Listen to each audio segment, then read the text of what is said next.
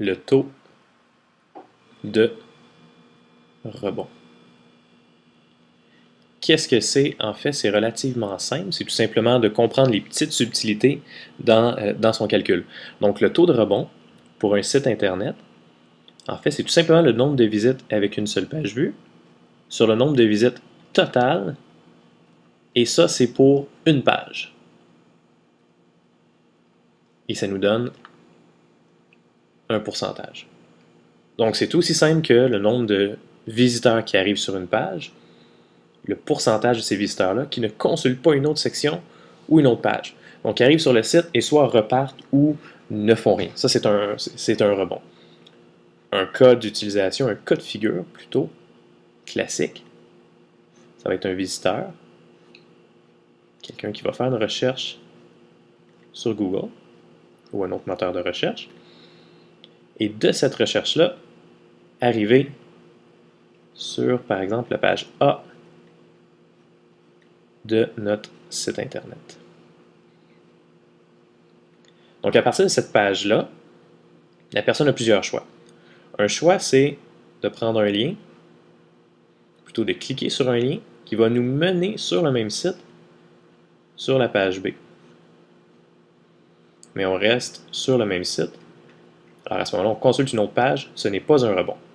Par contre, la personne a d'autres choix. Elle peut aussi, encore une fois, cliquer sur un lien, mais cette fois-ci, c'est un lien qui va être externe, donc sur un autre site.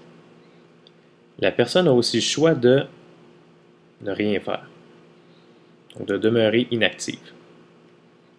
Et elle peut aussi, tout simplement, fermer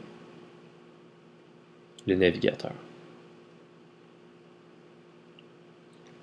Et peu importe ces trois cas de figure-là, ça va nous donner un rebond. Parce que les gens n'ont pas consulté une autre page, ils ont soit quitté le site, ont soit décidé d'être inactifs ou de fermer le navigateur. C'est un rebond. Petite nuance ou petit point à clarifier ici, ne rien faire, petite leçon d'analytique web, on se souvient, la majorité des outils d'analytique web vont considérer une session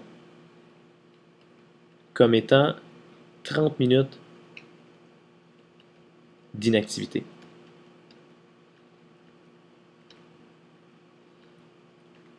Donc, c'est important de savoir ça parce que lorsqu'on dit qu'un visiteur ne fait rien, c'est qu'en fait, après 30 minutes, s'il y a 30 minutes d'inactivité, la session expire et à ce moment-là, ça va être considéré comme un rebond. Même si après 30 minutes, elle va sur une autre page, ça va être une nouvelle visite.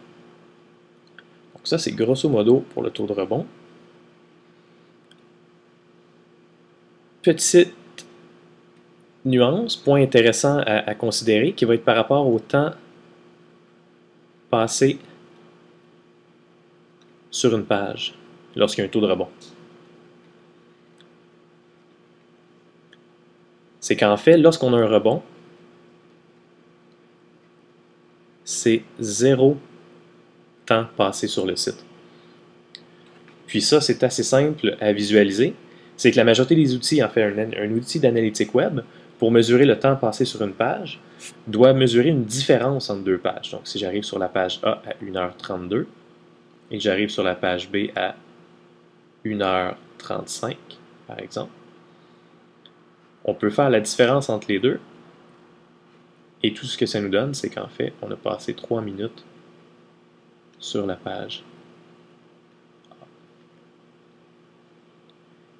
Si on a un rebond, on n'est pas allé sur la page B, on n'a pas visité d'autres sites, on ne peut pas faire de différence de temps. Donc à ce moment-là, c'est considéré comme étant 0 secondes, 0 minutes. Il n'y a pas eu de temps passé sur le site. Donc ça influence les statistiques de temps passé sur le site parce que à chaque rebond, c'est 0 et ça influence donc fortement les statistiques à la baisse.